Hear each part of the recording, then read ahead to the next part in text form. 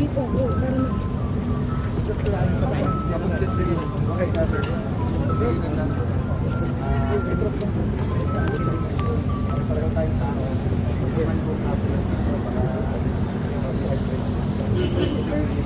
Uy,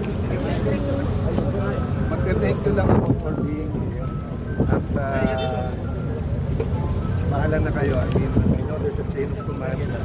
Sabi ko nga sa mga tropa, it's not only a political issue, it's also a legal issue.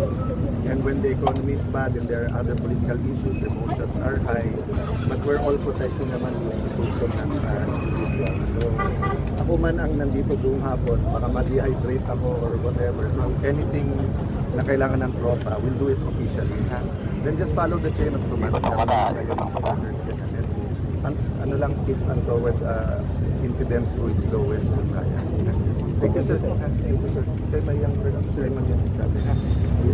Salamat po. Senator.